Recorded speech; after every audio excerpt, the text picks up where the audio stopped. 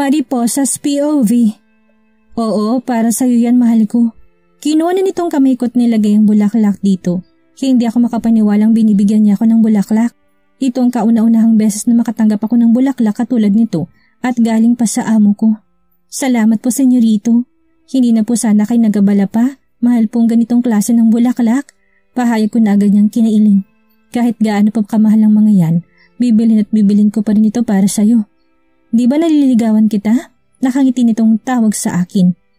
Nakangiti nitong tanong sa akin at inipit ang nakatakas kong buhok sa akin tenga.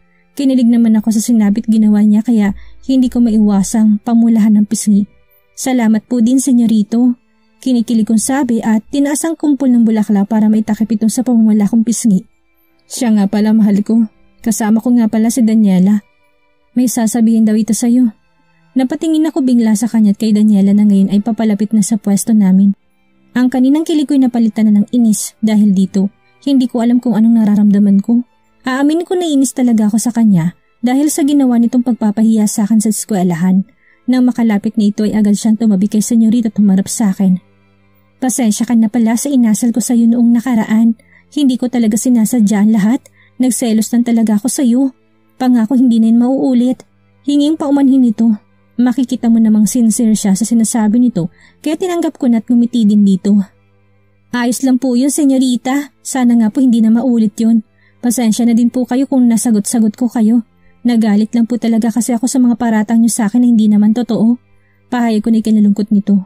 Nagsisi ako sa nagawa ko sa iyo, Mariposa. Sana maging magkaibigan tayo. Friends? Patanong na alok niya sa akin sabay lahat nito ng kamay niya sa harap ko.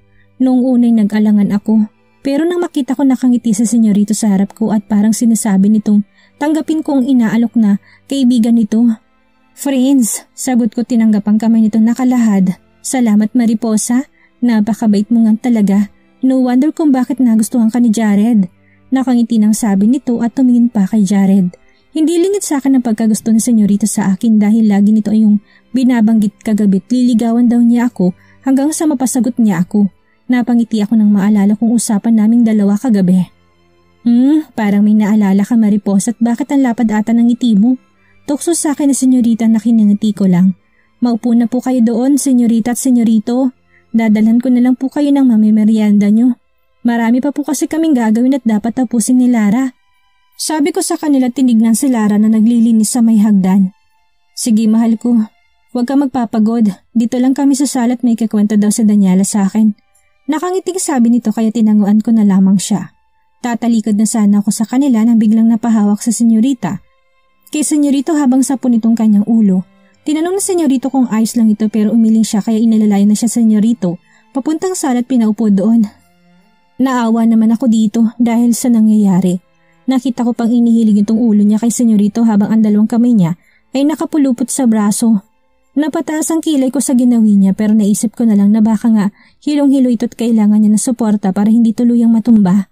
Iniwan ko na lang sila't gumawa ng merienda sa kusina para makabalik agad sa paglilinis. Habang naglilinis ako, panay ang tingin ko sa kanila. Nagkakwentuhan sila't nagtatawanan na para bang miss na miss nilang isa't isa. Akala mo naman ngayon lang ulit nagkita. Inis na baling ko sa kanila't napairap. Narinig ko na lang mahinang pagtawa na nasa tabi ko. Selos ka, no? Tudyo nito sa akin at tinusok-tusok pang aking tagiliran. Inirapan ko siya. Ano yun? Nakakain ba yun? Tanong ko dito tinuloy ng paglilinis. Naku, Mariposa, selos na yan. Siguro mahal mo na sa senyorito, no? Tumabi ito sa akin at tinignan ako. Mahal ka dyan? Hindi pa, no? Tanggi ko't umiling-iling pa. Talaga lang, ha? Pero malapit na. Tanong nito't sinagot ko agad ng hindi nag-iisip. Konti na lang. Nangingiting sagot ko dito na ikinatakip ko agad ng aking bunganga. Si Mariposa, pumapag-ibig na. Tukso ulit nitong kinamulagat ko ng mata. Huwag kang maingay, baka mamaya marinig ka nila. Suway ko dito tumingin sa dalawa. Busy sila sa pag-uusap habang nakahilig na naman si senyorita dito. Namimihasa na ito sa paghilig. Tingnan mo, Mariposa, sigurado ka bang hindi niya nilalandi si senyorito? Nakatingin din ito sa kanilang dalawa nang tanungin niya sa akin yun. Sa tingin mo, Lara, balik tanong ko dito dahil hindi ako sigurado sa isasagot ko. Kanina ko pa sila pinagmamasdan, panay ang haplos nito kay senyorito. Hindi ako makatingin, Mariposa. Nagpipigil ang tawang sambit nito sa akin. Huwag mo akong pinagloloko, Lara. Baka gusto mong hindi ka na talaga makatingin kahit kailan. Banta ko na ditong kinatawa lamang nito. Tinutopak naman ata to. Buti na lang sa senyorito. Medyo nabawas-bawasan ang pagbiglaang pagtawa nito habang walang dahilan. Ito naman hindi na mabiro. Tumatawa pa din sabi nito at pinalo ng braso ko. Aba, nananakit na rin. Hoy Lara! Sigaw ko dito na ikinalingon ng dalawa sa gawin namin. Nagpisay na agad ako't alanganing napangiti. May problema ba mahal ko? Takang tanong nito sa akin na nakangiti. Ang laki senyorito! Agad na sabat ni Lara na agad kong kinasiko dito. Hindi pa ako nakontento sa siko, kinurot ko pa siya para manahimik. Paano namang hindi ako kukurutin ng sarapan ng tawa? Wala po senyorito, nangaasar lang po si Lara. Ituloy niyo na po yung pagkakwentuhan niyo. Sabi ko tinila si Lara sa kamay. Sigurado ka mahal ko? Paninigurado nitong kinatango ko habang bumubulong. Halata namang ayaw niyong paistorbo eh. Pagpapatuloy niyo lang. Bulong ko sa sarili ko tumalikod na sa kanila dahil sa inis na nararamdaman ko. May sinasabi ka mahal ko? Tanong ulit nito. Wala po senyorito, ang gwapo niyo po tapos pagpatuloy niyo na po yung pagkakwentuhan niyo. Mukhang nakaistorbo kami ni Lara eh. Nakatalikod na sagot ko dito at kinuha ng pamunas saka nagmartsang tumungo sa kabilang side para doon ituloy ang paglilinis. Agad naman sumunod sa akin si Lara ng ngiti at nang aasar pa. Ang cute mo palang magselos, Mariposa. Ang cute mo. Pisil nito sa pisngi ko at inasar niya pa ako ng inasar na kinairap ko. Manahimik ka Lara ha. Sinasabi ko sa'yo, niinis na ako. Huwag ka na dumagdag pa. Inirapan ko siya. Sinanyas naman itong kamay niya sinipar agad ang bibig. Inirapan ko na naman siya at pinagpatuloy ng paglilinis hanggang sa matapos kami. Iniwasan ko nang tumingin sa kanila para kahit papaano ay maibsan ang pagkainis ko. Baka kapag tumagal pa ako sa pagtingin ay baka mabwisit lang ako at mas lalo at maitali ko silang dalawa sa upuan. Kainis? Iniwan na namin sila sa sala at nagkukwentuhan pa din. Nagtataka na nga ako kung anong pinagkukwentuhan nila. Sa tagal ba naman baka pati ang kasaysayan ng buong mundo? Pinakailaman na rin nila at pinagchismisan. Mga bubuyog nga naman. Tawagin mo na sila Mariposa at na makakain na. Utos ni Lara sa akin ay kinatingin ko dito ng masama. Ako pa talagang inutusan mo no? Ang sarap mong mag-asar Lara. Nakakagigil ka sa sarap, promise. Diin ko sa huling salitang sinabi ko. Nginitian lang niya ako habang sinenyas nitong dalawang kamay nito na para paalisin ako. Kung wala lang si Lola, nung kang susundin kitang babae ka. Inis na sabi kong kinangiti niya lang. Lola, gusto daw ni Lara na makurot sa singit. Namimiss niya na daw ang gawin yun. Sigaw ko kay Lola na may kusina. Huwag ka maniwala kay Mariposa, Lola. May pinagdadaan ng matindi lang yan at pagkabitar, Lola. Pagbigyan niyo na lang. Sigaw din ito. Lumabas si Lola sa may pangalawang kusina nakahawak sa sandok at tumatawa. Aring mga bata, kung kayong dalawa na lang kayang kuritin ko sa singit. Suwestyon dito tinuro niyan kaming dalawa ni Lara. Ay, oo pala, tatawagin ko nga pala sina senyorito. Si Lara na lang daw po Lola, total siya pumalapit sa inyo. Sigaw ko't ngumisi kay Larang natatawang nakatayo doon at napaatras dahil tinignan siya ni Lola. Hala Lola, huwag ka pong ganyan. Nagbibiro lang po si Mariposa. Umatras pa ding sabi nito at nagtago sa misilya. Ayan kasi, kurtin niyo niya sa singit Lola. Yung pinong-pino. Inaasar niya kasi ako.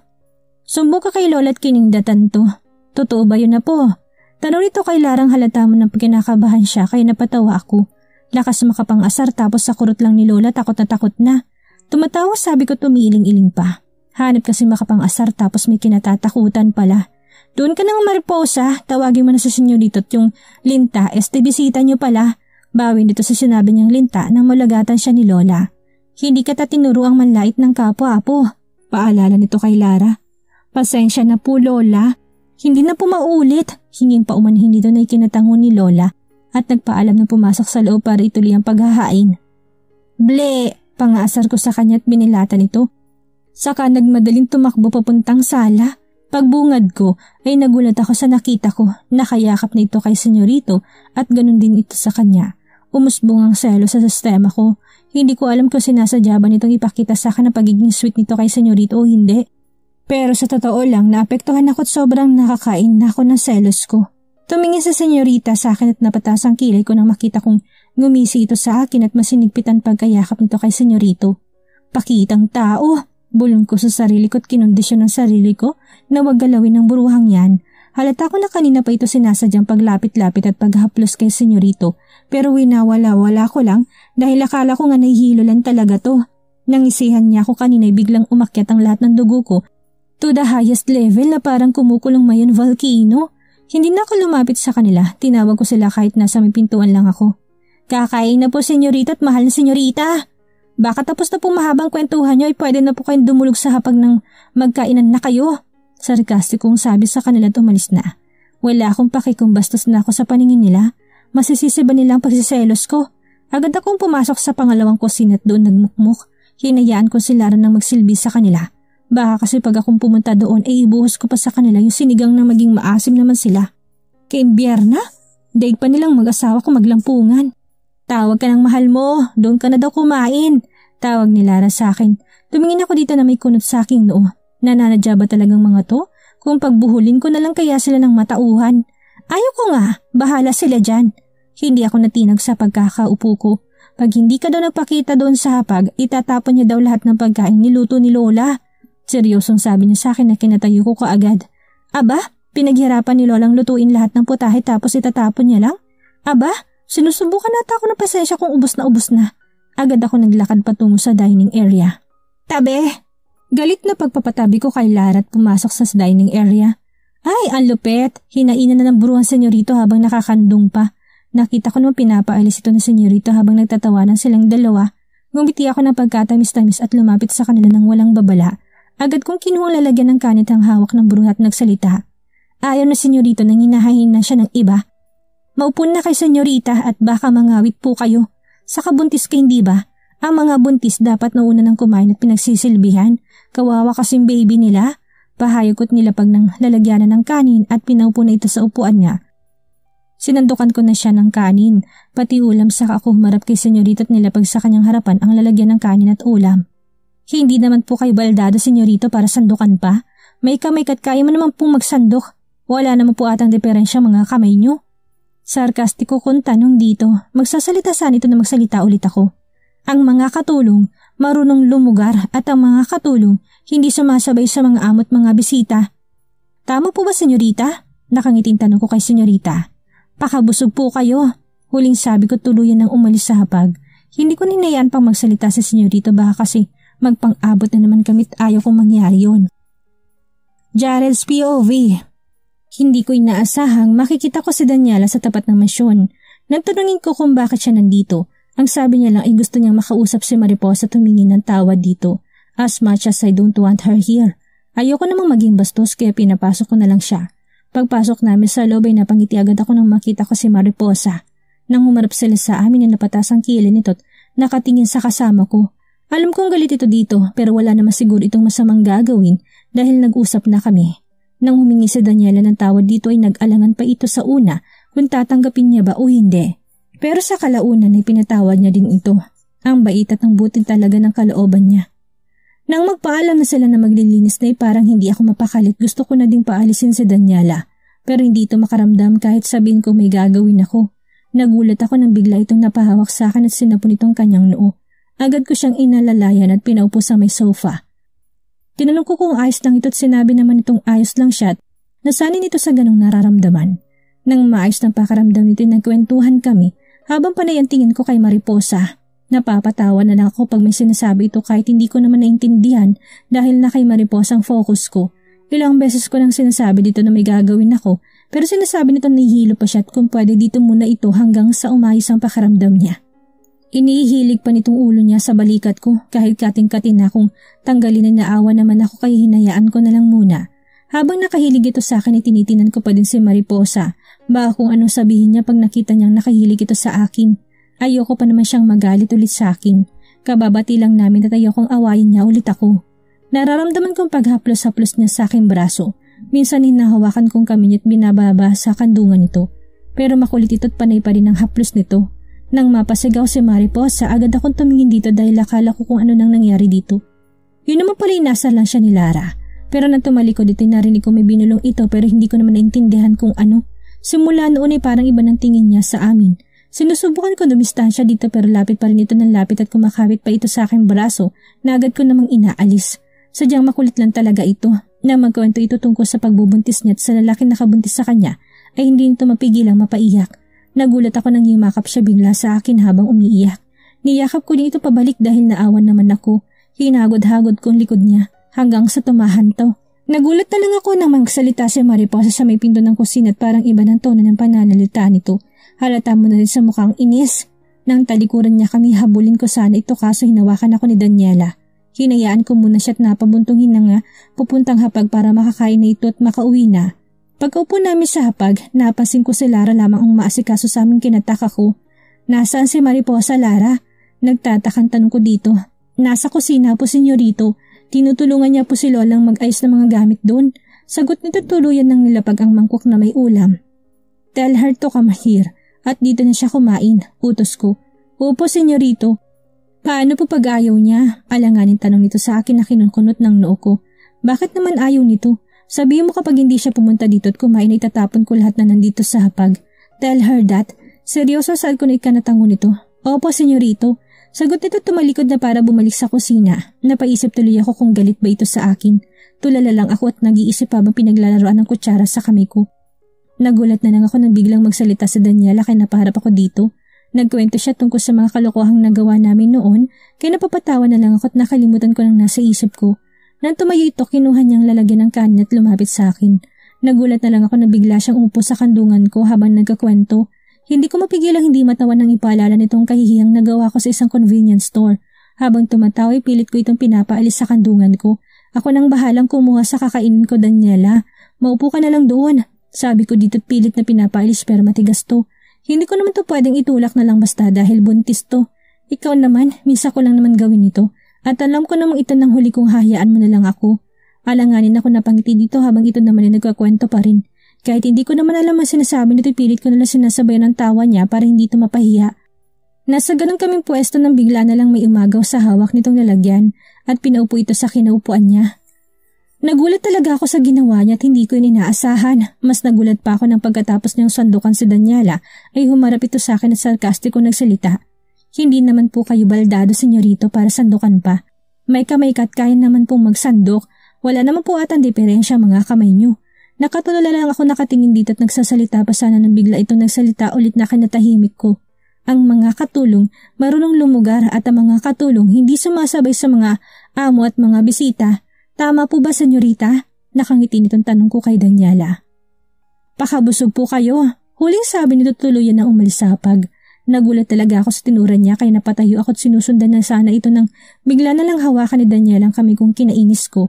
Kanina pa kasi ako nakakahalata na parang sinasadya nitong lumapit sa akin, lalo na ang paghaplos nito sa katawan ko.